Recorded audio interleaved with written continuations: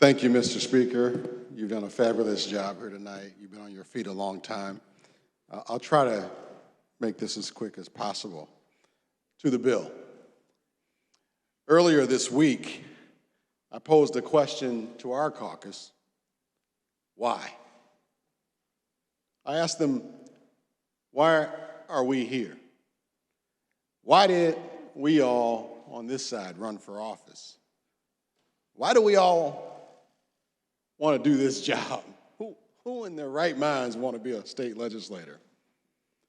Today, I pose that question to all of us, but particularly to those of you on the other side. Why? Why are you here? Why do you want to be a state legislator? I honestly believe, even though we have differences, Rep., even though we have differences, Leader, each and every one of us is here because we want to help people. We are here tonight because we want to help people. Today, we're doing that. We are helping people all over this state, in Byron, in Rochelle, in Rockford, in communities that all of you represent, in Morris, a community that I got to visit thanks to your invite when I visited the Dresden plant, East St. Louis, Springfield. We're helping communities all over this state. We're helping people. That's why we're here tonight. Let's put the rhetoric aside, the politics aside, and think about the people that we all represent. That's why we're here tonight. What we have done here today is monumental, and it should be celebrated, not castigated. It's historic, and it will positively impact people in each and every one of our districts. From the beginning of these negotiations, I made it clear we would not call a bill if there was not consensus among all stakeholders. I knew that was a difficult task with so many different interests, but I had confidence in what I like to say is a championship team. Championship teams have good pitching at the start of the game, in middle relief, and at the closer, as a closer. The championship team got it done. And I want to commend Leader Evans, who's been on his feet all night answering these tough questions. Leader Gable, Leader Hoffman, Leader Williams, Buckner, Welch, and so many others.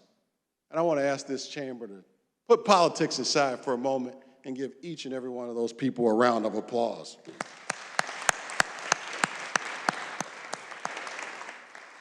Leader Evans, you're a champion, brother. I want to also make sure we acknowledge our staff who has worked tirelessly on this. Chloe and Justin Cox and the entire team that worked on this 1,000-page document, and 3 different bills, 4 different bills. Let's give our staff a round of applause, please.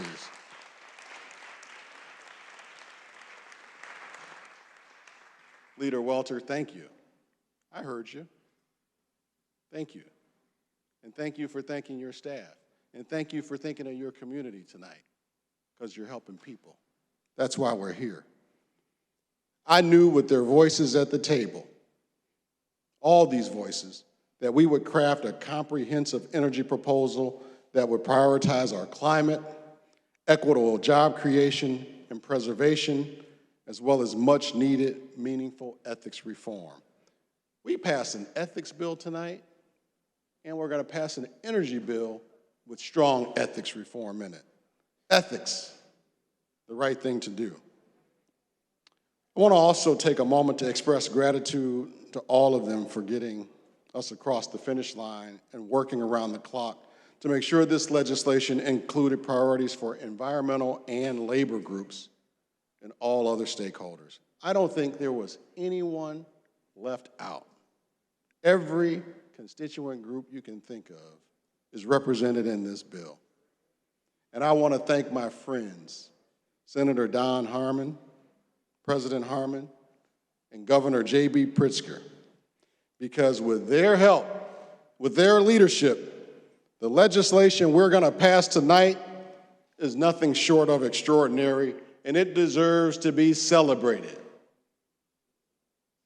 We deserve to celebrate the work that we're putting in here on this long day today.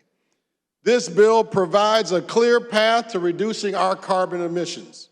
It puts Illinois on a clear timeline to a greener economy. It makes significant investments in the development of renewable energy. It protects jobs and people in your communities. This bill is the right thing to do, and each and every one of you know it. It creates a structure that focuses on diversifying the energy sector. And it has provisions to hold the whole industry accountable to higher ethical standards. I was watching the executive committee earlier today and saw thousands of people slipped in support of this bill. It's supported by the Climate Jobs Illinois Coalition, the Illinois Clean Jobs Coalition, the Sierra Club, and thousands of others. Why? Let's ask that question. Why? Because our climate can't wait. And if you can't answer that truthfully, shame on you. Our climate cannot wait. Climate change is going to cost us more if we don't act now.